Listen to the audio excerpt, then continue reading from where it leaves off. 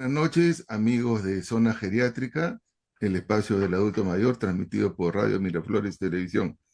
El día de hoy tenemos un programa muy especial. Tenemos de invitado al doctor Herbert Cuba García. Él es docente universitario, experto en políticas de salud pública, es comunicador, escribe en portales de internet y es un crítico conoce el tema de salud pública. Hoy día vamos a hablar sobre un tema muy importante y probablemente que no le damos la debida importancia, es el acceso a la salud y a la seguridad social. Doctor Cuba, muy buenas noches y muchas gracias por visitarnos. Muy buenas noches, doctor Carlos Sandoval. Gracias por la invitación y qué bueno que tiene usted un espacio especializado donde la población adulta mayor pueda eh, seguir sus consejos y pueda beneficiarse ampliamente. El tema de hoy es acceso a la salud y a la seguridad social.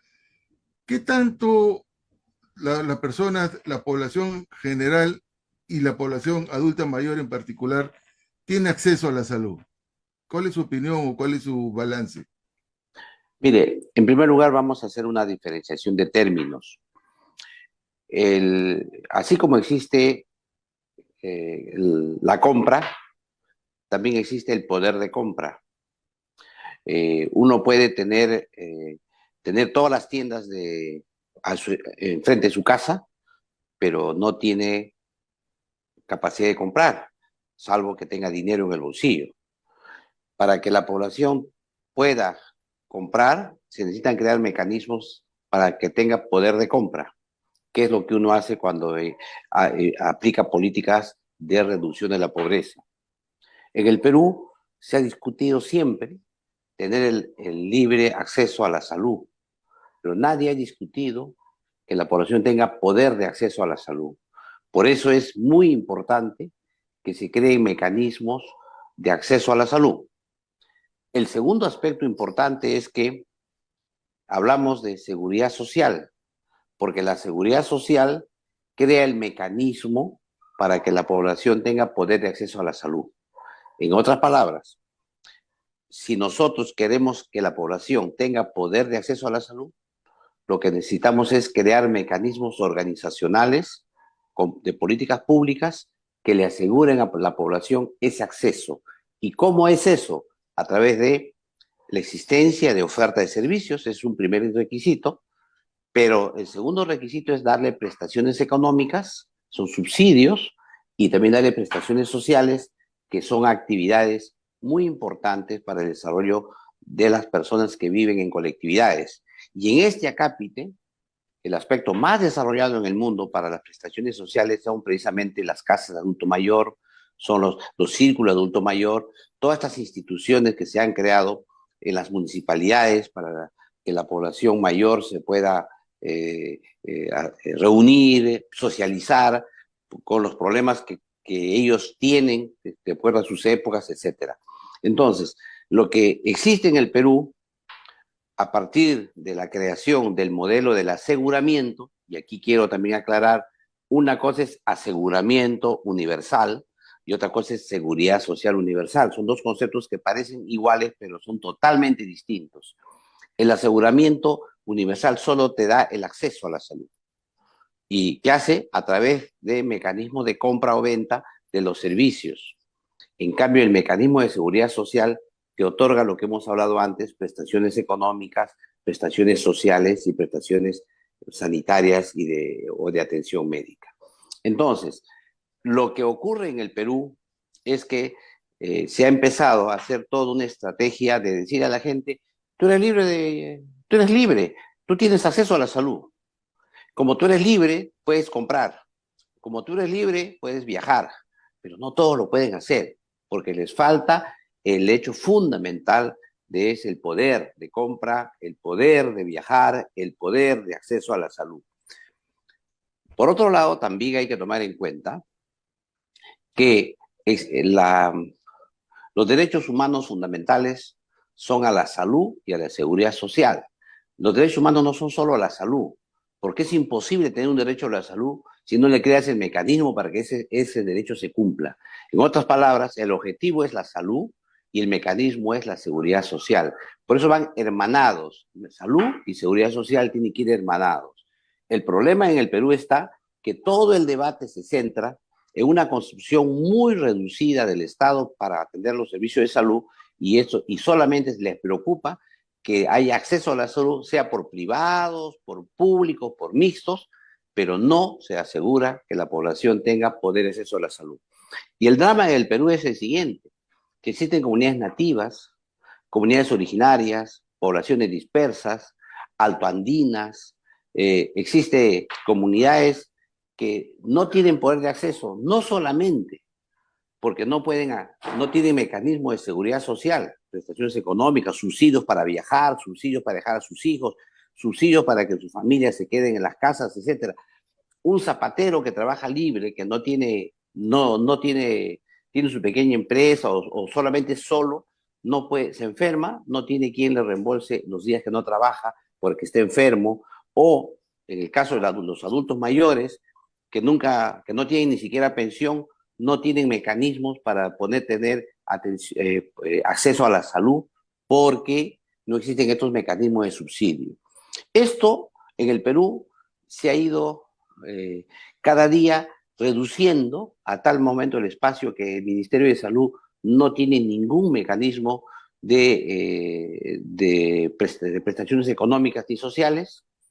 En el caso de salud, tiene, como institución de la seguridad social, tiene prestaciones económicas, sociales, tiene prestaciones médicas también. Ahí se hizo subsidio por incapacidad, pero también es sumamente reducido. No hay todo lo que podría hacer la seguridad social. Y en el Perú, como hay problemas con la población más pobre, el Ministerio de Inclusión Social, el MIDIS, ha comenzado a dar algunos subsidios a la gente, como pensión 65, como a los discapacitados, darles algunos subsidios, pero eso no reemplaza los mecanismos de seguridad social que debe existir. Por eso es que creemos, y usted, a la pregunta que usted me hace, ¿cómo estamos en el Perú en el acceso a la salud? Yo le respondo que estamos muy mal, porque lo que se asegura es un acceso simplemente, pero no se le asegura a la población el poder de acceso que debe tener.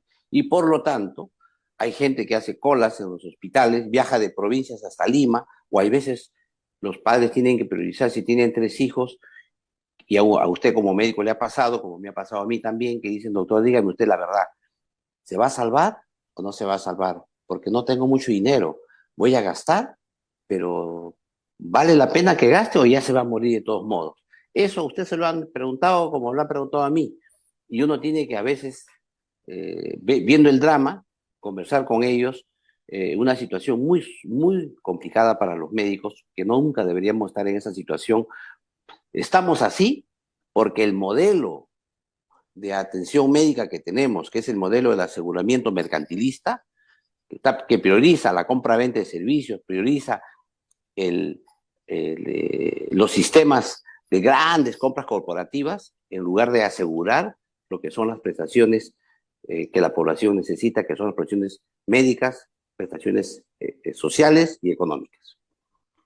Pero lo que usted dice es un drama, verdaderamente, y es un drama que unos lo sufren más que otros, porque la salud en el Perú está fragmentada. Un sector se atiende por el MINSA, otro sector se atiende por el Salud, un sector más pequeño por Fuerzas Armadas, un sector mucho más pequeño por un sistema privado y otro gran sector que no tiene acceso, como usted lo acaba de mencionar, a ningún tipo de prestaciones, ¿no? Que son nuestros compatriotas que viven en las zonas altoandinas o en las reservas, en la selva, etcétera.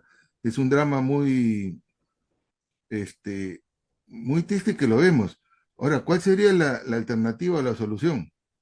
Mire, al drama que usted le agrega, yo le agregaría también la segmentación, que significa que cada segmento poblacional, en función de sus ingresos, resuelve su problema de salud. Y en esto es que la población más pudiente tiene servicios de acuerdo a su condición y la menos pudiente recibe pues dádivas en el sector y otra gente que, como usted lo señaló, no recibió. Entonces son dos segmentos. Uno es la fragmentación y lo otro la segmentación, que es el drama de nuestro país. Y esto se debe precisamente a que solo se mira el acceso, y no se mira el poder de acceso. Si nosotros creásemos un modelo de salud que tuviera que ver, en primer lugar, el poder de acceso de toda la población a la salud, con toda seguridad que el mecanismo que se crearía sería un mecanismo de seguridad social, que tenga que ver como con financiamiento de la planilla de los trabajadores, como lo es el salud, pero también financiamiento de impuestos que debería generarse para público para dar este sistema de seguridad social. Es incomprensible, por ejemplo, que el CIS, que es un fondo que compra servicios bajo el modelo del aseguramiento, no avance a convertirse en un sistema de seguridad social que pueda dar prestaciones económicas sociales y pueda que el paciente que está pues lejísimos, trasladarlo, pagarle un subsidio a la señora que se queda, pagarle un subsidio para sus hijos, tratarlo y devolverlo a su lugar en el momento que está mejor o sano, etcétera. O que los adultos mayores de la población más pobre puedan tener círculos de ayuda para el adulto mayor, casas, etcétera, etcétera. El drama mayor lo vemos en la salud mental. Hoy día hay la tendencia, entre comillas, salud mental comunitaria, que lo que hace es arrojar a los pacientes a las familias. Ya las familias no pueden atenderse a ellos mismos que están sanos mentalmente y encima tienen que tener el cuidado de pacientes que son dependientes muchas veces de la familia para poder sobrevivir. ¿Y qué hacen? Los sacan. Lo sacan y esta población llora. Dice, señor, ¿dónde llevo a mi hijo? No se han construido casas de reposo para ellos, para crónicos. Y entonces la ley dice 45 días y se van. Yo he conversado con pacientes que lloraban y me decían, doctor, ¿qué hago?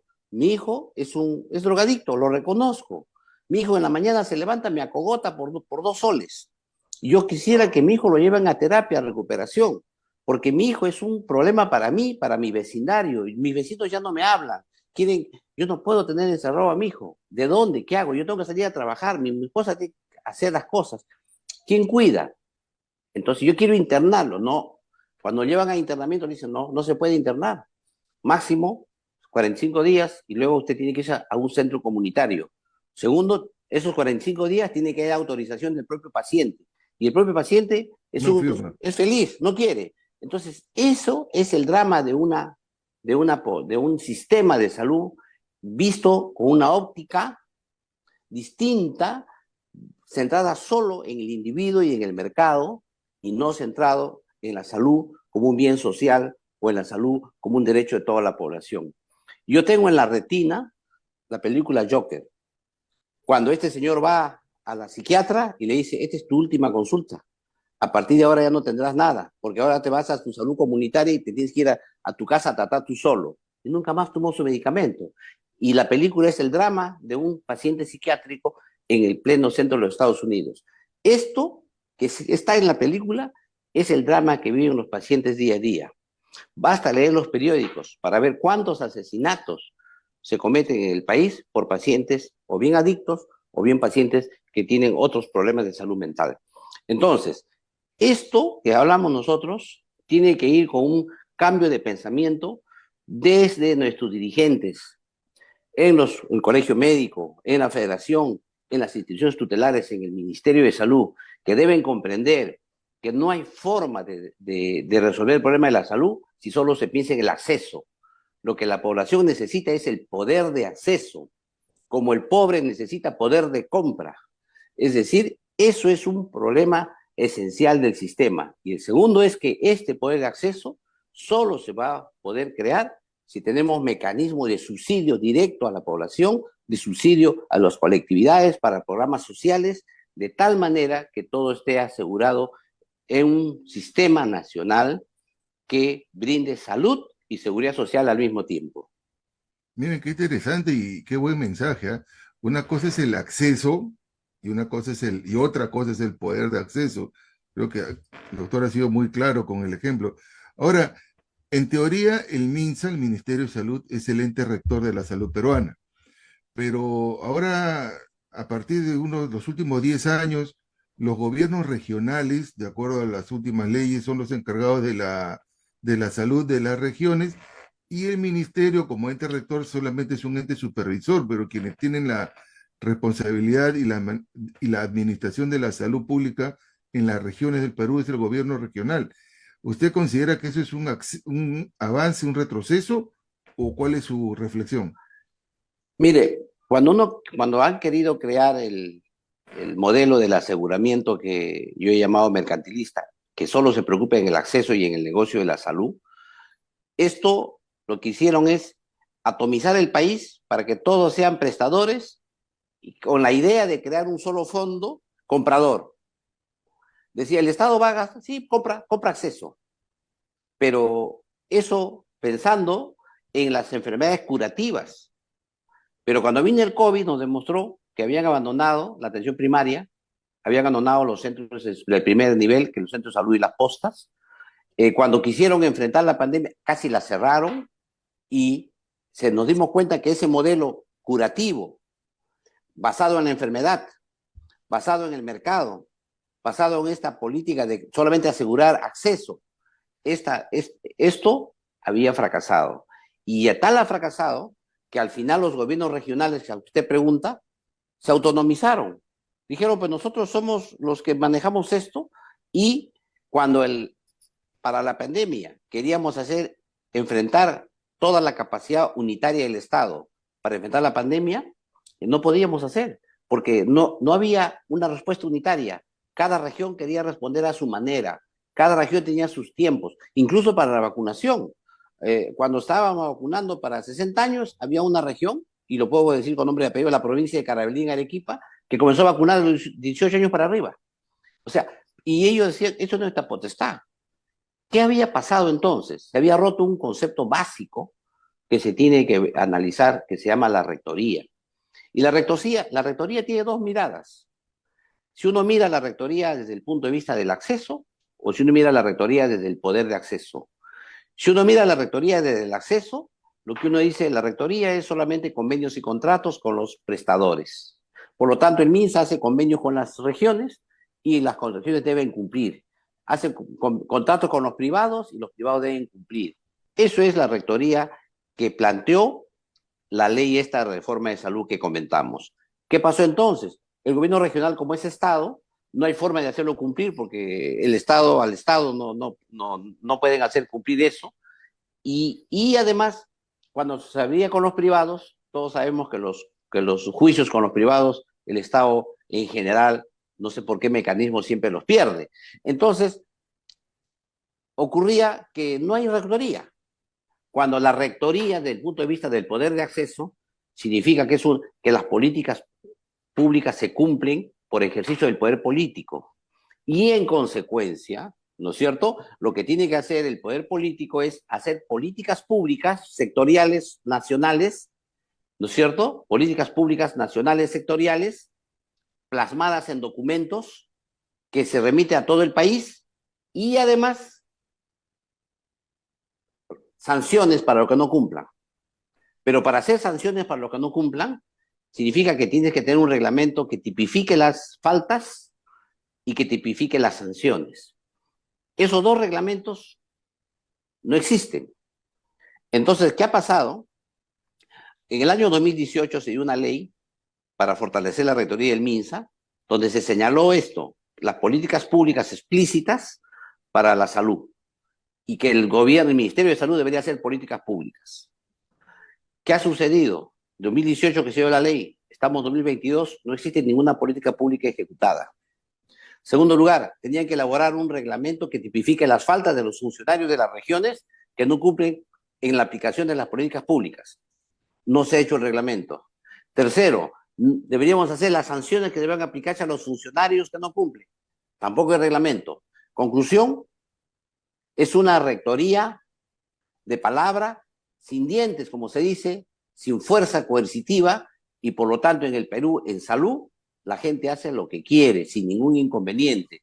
Aquí es solamente de que, vienen ustedes, había un ministro de salud que había ido a Arequipa a las 10 de la mañana al hospital Honorio Delgado, y cuando quiso hablar con el director no estaba en la dirección. Por ahí, como el ministro era arequipeño, le contaron que el director estaba jugando fulbito a las 10 de la mañana. Fue a buscarlo a la canchita. Cuando salió el director al margen, como se conocían, le dice, oye, ¿sabes qué? Tú eres mi jefe, hermano. Aquí quien manda es el gobernador regional. Así que tú, por favor, vete a la avenida Salaverry donde tienes que estar porque aquí no tienes nada que hacer en Arequipa. Ese era, claro, como se conocían había un nivel de chance entre ellos, pero lo cierto es que le decía una gran verdad. Tienes el ente rector en las normas, pero si no, en una rectoría sin potestad sancionadora, una rectoría sin el ejercicio del poder político para ejercer la sanción, eso no es rectoría. Entonces, las normas están dadas. Lo que existe es negligencia por parte de los ministros y funcionarios, altos funcionarios, de hacer los reglamentos para que se ejecute la rectoría en el país. En consecuencia, no es el tema de unificar. Yo nada gano unificando de salud con MINSA porque al final voy a destruir un sistema de seguridad social que existe para crear una unión con el MINSA. Lo que se trata es que, a pesar de la diversidad de actores, haya políticas públicas claras y transparentes y explícitas y una potestad sancionadora fuerte que cuando no se cumpla las cosas se ejecuten. Pero hay varios inconvenientes acá. Dicen, no, pero su salud lo hace. No, su salud solamente se dedica a acto médico. Sí, pero lo hace también Digemit. Sí, pero solamente para medicamento. Sí, pero lo hace también Diges. Ah, simplemente para inocuidad alimentaria. También lo hace el INS. Sí, pero solamente para los ensayos clínicos y los laboratorios clínicos que hay. O sea, cada uno atomizado su capacidad sancionadora, pero los temas de gestión, de políticas públicas, de salud pública, el ministerio está ausente. Entonces, ¿qué hemos llegado a tener? Un Estado pequeño en salud, pero débil. Porque la idea es tener un Estado pequeño, pero fuerte. Aquí hemos tenido un Estado pequeño y débil. Y la tendencia en el mundo en salud no es tener un Estado débil, menos en un país desarrollado. Necesitamos tener un Estado fuerte en salud y muy grande, porque aquí tenemos mucha pobreza y mucho apoyo que necesita la población. El 80% de la población peruana es informal y viven casi con ingresos muy bajos. Y ahí es donde tenemos que entrar nosotros con un sistema amplio de seguridad social para que la población tenga poder de acceso a la salud. Ahora, lo que usted dice es real, ¿no? O sea, no se puede sancionar sin reglamento, porque el que comete la falta dice, si no hay un reglamento, no, yo puedo hacer lo que me da la gana. Y el ejemplo que usted ha dado es claro, ¿no? Del funcionario público que le decía, tú no eres mi jefe, el otro es mi jefe. Eh, una de las tragedias de esta pandemia, entre varias, porque el Perú ha sido el país que más muertos ha tenido a nivel mundial, es de que falló atención primaria. Se cerró atención primaria y no se debió haber cerrado, y la gente acudió a los grandes hospitales, que en realidad son pocos, y aparte de las pruebas rápidas, que también son parte de esta tragedia de la pandemia, en el Perú, ¿por qué no funciona la atención primaria? ¿Cuál es su reflexión? Porque el modelo de atención médica prioriza la parte recuperativa, porque la reforma que se hizo en el año 2013 del modelo de aseguramiento no asegura personas, sino asegura daños y condiciones asegurables. Ah, está. Entonces, desprendes al ciudadano de su cuerpo y le pones la enfermedad. Es contrario a lo que nos decían nuestros maestros, Carlos. ¿Qué decían por eso? No hay enfermedades, decían nuestros maestros, hay enfermos. O sea, hay que Así. ver al individuo en su totalidad. Pero aquí no, con el aseguramiento no. Porque el aseguramiento dice, no aseguro personas yo. Aseguro daños y condiciones asegurables. Y te dice todavía, la capa simple o el PEAS, el Plan Esencial de Aseguramiento, para las condiciones asegurables comunes. Después te hace un plan complementario y después un plan de alto costo.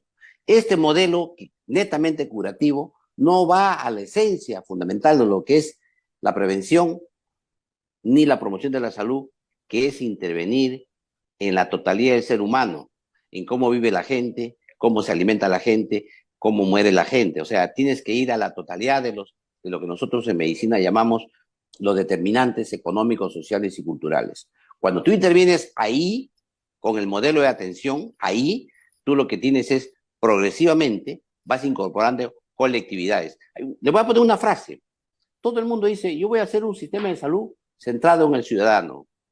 tú no puedes crear un sistema de salud centrado en el ciudadano, porque el ciudadano no está solo. Tú tienes que hacer un sistema de salud centrado en las colectividades o en la comunidad. ¿Por qué? Porque los ciudadanos viven articulados en sociedades. Y esto es importantísimo porque es el comportamiento social lo que hace que se apliquen buenas medidas preventivas y buenas medidas de promoción de la salud. Pero ahí también hay otro detalle que quizá debemos tocar.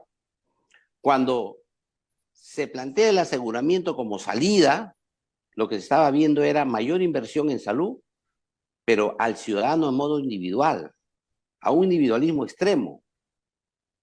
En cambio, cuando uno habla de esto, del poder de acceso, de la solidaridad para lograr que los ciudadanos tengan atención, tú inmediatamente comienzas a decir hay que fortalecer el primer nivel de atención, los centros y puestos de salud, y tienes que revalorar el rol del médico especialista.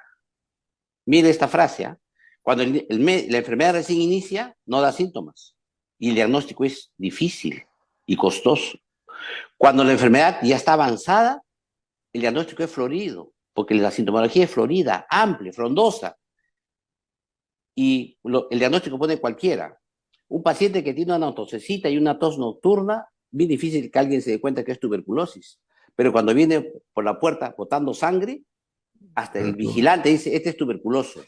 Entonces, si nosotros sabemos que la detección precoz es la clave para atender a nuestros pacientes, para asegurar la salud de la población, ¿por qué colocamos al médico especialista en los hospitales donde atiende ya cuando la sintomatología es florida y no colocamos al médico en el primer nivel de atención donde es el contacto con la población? ¿Eso qué significa entonces? Que tienes que rediseñar el hospital. El hospital debe quedarse solamente para condiciones de alta especialidad, para corta estancia, y tú tienes que ir al primer nivel para las atenciones que estamos hablando. El endocrinólogo mejor rol cumple en el primer nivel. Mire usted lo que le puede pasar. Tiene un tuberculoso que es diabético, ¿ya? Y a su vez puede ser hipertenso, ¿ya? ¿Y qué hace usted? Que el paciente esté en el primer nivel, ahí recibe su tratamiento de tuberculosis, pero requiere la interconsulta de endocrinología. ¿Y a dónde tiene que ir? Al hospital. El hospital le va a hacer cola en el hospital. ¿Por qué? El endocrinólogo está en el hospital. Y si tiene hipertensión, ¿dónde está el cardiólogo? En el hospital. ¿Por qué no tienes todos esos especialistas en el primer nivel de atención? Porque el hospital no puede ser grandes consultorios. Consultorios son los hospitales. Cuando estos consultorios pueden estar cercanos a la gente, a la población. Pero para eso, ¿qué necesitas? Para eso, ¿qué necesitas? Un nuevo rol del médico especialista. Necesitas cambiar el nivel de formación de especialistas en el país. El rol del médico especialista en el primer nivel es clave. Éxito de Castañar Locio en el Perú, ¿cuál fue? Poner en carpas médicos especialistas cerca de la casa de la gente. Y la gente pagaba 5 o 10 soles porque ahí tenía al urólogo, al cardiólogo bajo a las carpas. Lo que no hacía ningún hospital público. Porque el hospital público, tú vas al hospital público y te recibe una enfermera, un técnico, ¿no? O un profesional de la salud no médico. Y si llegas al médico, es un médico general. Y el paciente dice, oiga, señor, pero yo quiero que vea a mi hijo un pediatra. ¿Dónde hay pediatra acá? No. ¿Dónde hay? Al frente de la carpa de solidaridad. Ahí se iba y pagaba. ¿Eso qué te indica? Que esa realidad hay que leerla. Y eso significa que lo que la población necesita es acercar al especialista a su domicilio en consultorios que estén en los establecimientos de salud del primer nivel de atención. En otras palabras, la medicina preventiva tiene que ser hecha por el médico, por eso es medicina preventiva. Eso de ser prevención en salud, que los hacen todos los demás profesionales, sí, pueden ayudar porque son parte del equipo, pero no pueden reemplazar al médico en lo que es la medicina preventiva. Y esto es otro tema de discusión amplia, porque eso involucra ya un nuevo diseño del modelo de atención de salud en nuestro país. Y aquí creo que hay que revalorar una vez más el rol del hospital y una vez más revalorar el rol de los servicios de salud del primer nivel de atención. Creo que todas las hablar de fortalecimiento del primer nivel de atención depende de cómo uno lo entiende. Pues, ¿no? Hay gente que creen que revalorar el primer nivel de atención es hacer más infraestructura, o que los centros de salud se conviertan en pequeños hospitalitos. No. es llevar a los especialistas al primer nivel, tratar de hacer detección precoz de las enfermedades, trabajar en equipos multidisciplinarios y varias especialidades en conjunto para resolver los problemas de la comunidad, de la población. Hoy día, por ejemplo, la medicina preventiva ya no es como antes. Ya no es que yo voy y doy una charla en conjunto para todos los ciudadanos. O no, hoy día hay la genómica. Usted, el genoma humano, usted sabe, puede saber a predisposición a qué enfermedades puede tener una persona. Hoy día ya sabemos de, que hay predisposición para diabéticos, hay una serie de enfermedades. Y cada día eso va a avanzar más. Esos temas de alto desarrollo científico y tecnológico se tienen que dar en el primer nivel, porque si no, es inútil. ¿Qué ganamos eso en el hospital? Es interesante la propuesta del doctor Cuba, primera vez que la escucho y me parece oportuna, llevar a los especialistas al primer nivel de atención, precisamente para que resuelvan los problemas y no tengan que ir a los hospitales a recargarlos. Y muy bueno el ejemplo de Castañeda del Oso. Yo me acuerdo de esas carpas itinerantes, alguna vez colaboré, sí, es totalmente cierta y oportuna. Doctor Gerber, yo le agradezco su participación, ha sido muy ilustrativo. Lamentablemente el tiempo es corto, ya tenemos casi 40 minutos conversando. Usted ha sido muy claro y bueno, con su experiencia nos ha enseñado muchas cosas. Doctor, si usted tiene alguna red donde se le pueda seguir o usted escribe en un portal, ¿no es cierto? Sí, yo escribo dos artículos a la semana, cada uno de 1000 palabras, son artículos de 1000 palabras, y escribo los martes y los viernes en el portal del Montonero. Los temas son variados. Ejemplo, el día de ayer he escrito en la columna sobre la intoxicación con el alcohol metílico, el metanol, que es un alcohol industrial que si uno toma solo 30 mililitros una copita, se muere porque ya es tóxico. Ah, es un veneno. Entonces, es un veneno. Eso he escrito y cómo ha habido un tremendo desajuste de las acciones del Ministerio de Salud para enfrentar. Luego he escrito también de los discapacitados, el anterior, cómo pugna la gente de 1.600.000 personas que requieren un certificado de discapacidad y solamente se han otorgado 240.000. Imagine usted, ni el 20% de los discapacitados tienen un certificado de discapacidad. ¿Y eso qué hace? Que no puedan recibir los beneficios de la ley. El 3% de la cuota laboral del sector privado, el 5% de la cuota laboral del sector público, no reciben la pensión que se dan por solidaria para los mayores, etcétera, etcétera, porque no pueden mostrar su certificado de discapacidad. Y no pueden mostrarlo porque no hay forma de resolver el tema del certificado de discapacidad por una serie de incoherencias que tiene este certificado, el formato, digamos, ¿no? Y así como esos temas voy tratando durante toda esta semana, que es un proceso, doctor Carlos Sandoval, de investigación constante de lo que ocurre día a día en la salud del país. Como es natural para una persona que escribe tanto, usted también escribe, yo lo sigo en sus columnas, a veces hay mejores columnas que otras, pero creo que hay que ver el conjunto de lo que uno escribe y creo que espero poder contribuir con estos nuevos conceptos en salud pública que yo trato de señalar a la gente para que pueda mejorar el servicio de salud y la seguridad social en el país. Ya saben, amigos, si desean seguir al doctor Herbert Cuba, lo pueden seguir en el portal El Montonero. Amigos de Zona Geriátrica, eso ha sido todo por el día de hoy. Muchas gracias por su participación y nos vemos el próximo miércoles. Muchas gracias, doctor Cuba. Hasta luego. Un abrazo, doctor Carlos Sandoval.